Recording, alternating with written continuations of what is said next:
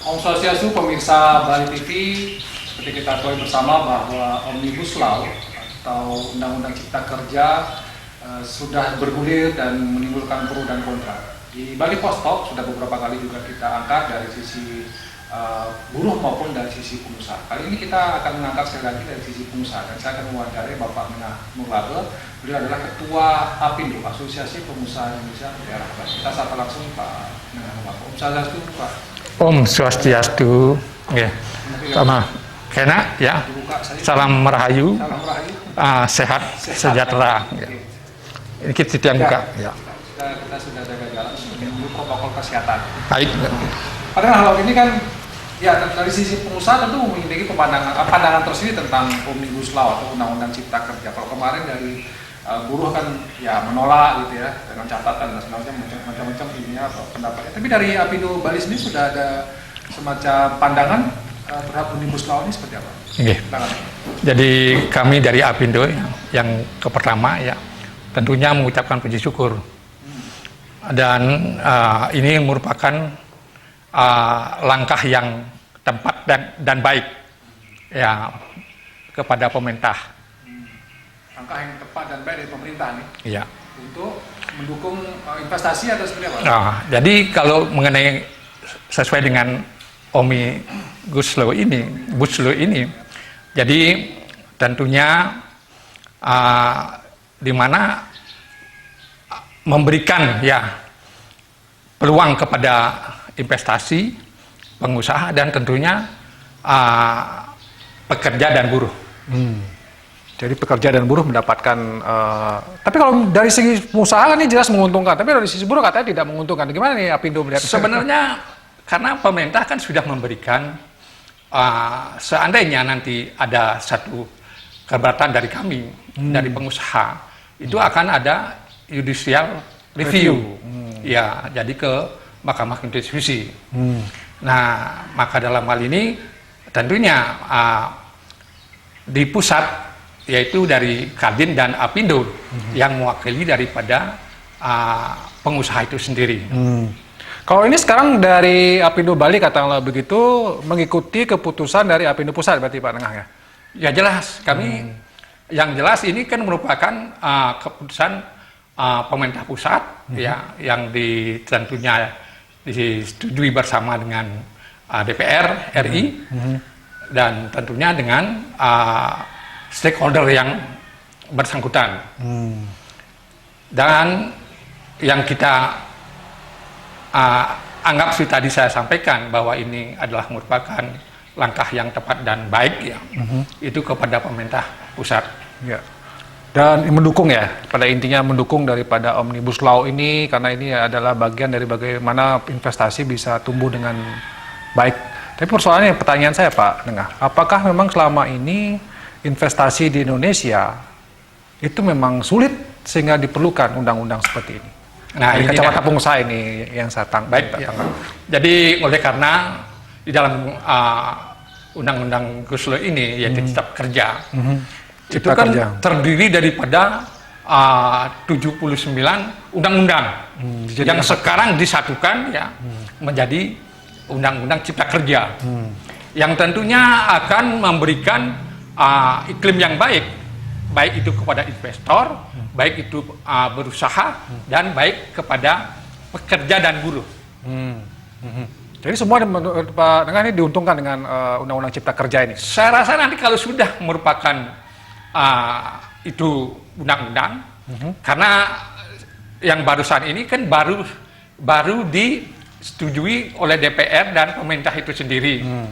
Tentunya ya nantinya akan ditandatangani oleh Bapak Presiden. Karena pada waktu pengesahan itu yaitu tanggal 5 Oktober yang lalu. Ya. Kemarin ya tanggal 14 Oktober, nah itu sudah dikirim ke Presiden. Nah demikian dikirim ke Presiden dan akan disahkan oleh Presiden gitu ya? Ya, itu paling lama 30 hari. 30 hari. Dan APindo menyambut baik. Sangat menyambut baik. Tetapi karena nantinya akan ada jadi selama 3 bulan ya, itu akan diberikan untuk membuat daripada peraturan pemerintah dan peraturan presiden. Nah, di sanalah sebenarnya ya bagi baik itu pengusaha, baik itu pekerja, baik masyarakat, dunia pendidikan, itu dipersilakan untuk memberikan masukan-masukan oleh Bapak Presiden, dan sekaligus kalau tidak setuju masih merupakan satu hambatan bagi mereka, itu dipersilakan mengadakan judicial review. Jadi langkah pertamanya mungkin bisa melakukan judicial review kalau misalnya ini merugikan, tapi kalau misalnya tidak, setelah judicial review bisa melakukan atau memberikan masukan-masukan ketika penetapan perpu, bukan perpu ya, peraturan pemerintah maupun peraturan menteri yang PP ya, peraturan pemerintah yang peraturan presiden yang breakdown dari undang-undang itu sendiri, Cipta Karya ini sendiri. Baik, kalau kita bicara tentang, ada yang mengatakan bahwa kalau undang-undang Cipta Karya ini atau Cipta Kerja ini disahkan, itu akan langsung mengundang investasi masuk ke Indonesia. Nah, Pak Nengah melihatnya apakah sepakat dengan pernyataan seperti itu, atau karena kondisi COVID ini masih susah juga melakukan investasi? Memang untuk jangka panjang ya, saya sepaham dan tentunya harus yakin ya bahwa kalau yang dengan 79 undang-undang itu banyak berbenturan kepada undang-undang itu sendiri maupun peraturan-peraturan mengenai permasalahan hukum. Nah, inilah sebetulnya pemerintah yang menyatukan kepada di dalam Omnibus Law ini. Disatukan, dipermudah gitu ya Pak? Jadi dengan sendirinya nanti akan dipermudah. Ya, kalau seperti yang sekarang ini kadangkala mengenai perizinan ya. Perizinan? Ya, itu sering kalau boleh bilang berbenturan ataupun terjadi satu tumpang tindih, ya? Dan di sana terjadi satu, ya boleh dibilang ya ada penghambatan, ada ya unsur-unsur pemerasan kan seperti itu. Jadi perizinan ini menjadi hal yang sangat sulit, sehingga dengan adanya Undang-Undang Cipta Kerja ini akan lebih dipersederhanakan. Tapi kalau tadi misalnya di perizinan ada pemerasan, mungkin ada oknum-oknum di pemerintahan yang melakukan itu gitu. Sebenarnya kan karena ini semua kan merupakan peluang bagi mereka-mereka yang punya niat ataupun melaksanakan. Ya. Jadi yang sudah terjadi itu kalau boleh dibilang orang yang akan menginvest itu kalau boleh bilang sudah mengeluarkan biaya banyak dan terus terkatung-katung. Nah, itu sering terjadi ya Pak Nengah ya? Sudah jelas banyak terjadi seperti itu. Itu karena peraturan yang tumpang tindih selama ini, kemudian satu yang lainnya dengan kadang-kadang berbenturan, sehingga itu digunakan sebagai kesempatan untuk melakukan katakanlah pemerasan, kemudian suap juga gitu ya Pak Nengah ya? Dengan sendirinya, karena maklum yang namanya pengusaha ya, pasti mereka menginginkan kalau itu jadi jalan cepat, itulah ya jalan pintas itu. Nah, tetapi dalam hal ini kalau nantinya sudah di wadah Omnibus Law ini ya tentunya sudah memberikan peluang yang sangat baik ya, baik itu investor, baik itu pengusaha, dan sekaligus daripada pekerja atau buruh itu sendiri. Ya. Jadi sama-sama diuntungkan kalau menurut Pak Nengah ini. Sudah jelas Omnibus Law ini. Baik, saya tertarik dengan tadi persoalan bagaimana perizinan yang dipersulit.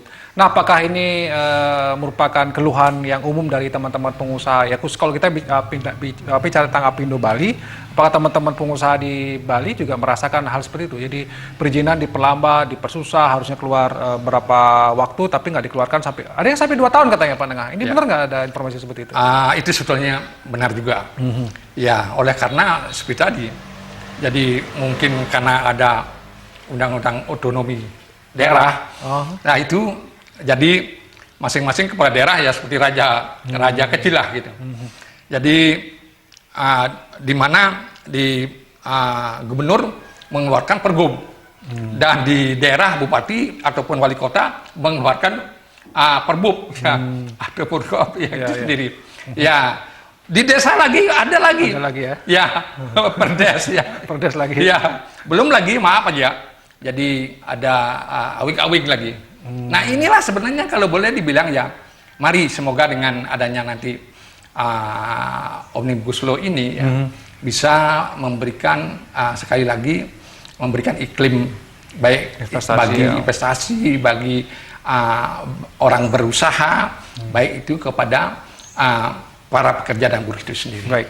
Pak Tengah, pertanyaan saya mungkin yang penting juga di masa COVID ini. Gimana kawan-kawan pengusaha Apindo nih dari terdampak COVID ini? Apa semua terdampak COVID? Ada yang masih, jangan sudah ada yang berhenti juga di pengusaha nih. Gimana kondisinya Pak, kabarnya pengusaha-pengusaha di Bali? Ya. Jadi karena kita di Bali ataupun anggota Apindo ini sebagian besar itu adalah bergerak di bidang pariwisata. Ya, apalagi hotel-hotel. Ya. Yang tentunya kalau pariwisata ini sangat mengandalkan daripada datangnya para wisatawan maupun pelancong-pelancong itu sendiri, baik pelancong Nusantara maupun ya Wisdom. Ya, gitu. Nah inilah yang sebenarnya kalau boleh dibilang ya para pengusaha kita kalau boleh sekarang ini sudah dalam keadaan kolaps. Ya, tetapi teman-teman juga karena kita seorang wira usaha, ya jadi tentunya bagaimana untuk mencari celah-celah yang lain.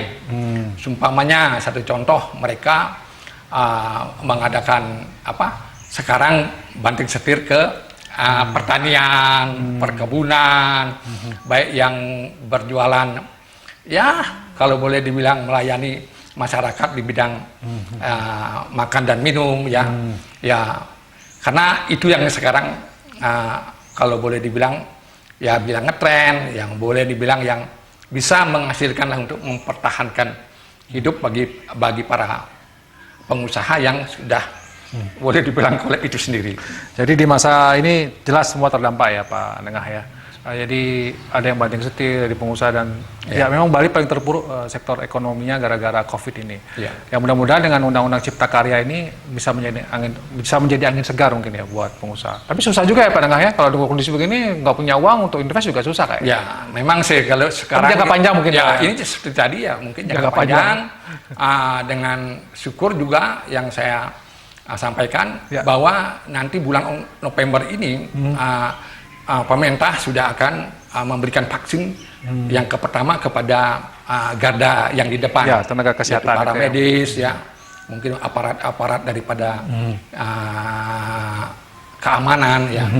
Nah tentunya itu saya mengucapkan banyak terima kasih ya, dan semoga itu bisa terlaksana dengan baik ya. Baik, terima kasih Pak Tengah atas waktunya dan pendapatnya, statementnya tentang Undang-Undang Cipta Karya ini. Tentu dari pengusaha menyambut baik hal ini dan berharap memang mungkin kita tidak bisa bicara ini jangka pendek tapi jangka panjang gitu ya dalam kondisi seperti ini, karena kondisi COVID memang membuat semua sektor terpuruk apalagi di Bali. Dan mudah-mudahan ada titik temu, karena dari sisi buruh mungkin ini yang menganggap merugikan, mungkin ya banyak kepentingan mungkin yang bisa diselaraskan, mudah-mudahan ini yang terbaik. Tapi memang sekarang kondisi menghadapi pandemi ini kita memang harus menguras energi, mudah-mudahan kita bisa bergotong royong bersama-sama menghadapi ini semua. Demikian Bali Post Talk kali ini, saya ucapkan terima kasih atas perhatian Anda. Saya tutup dengan Pramu Santi, Om Santi, Santi Om. Terima kasih. Kita pakai masker lagi.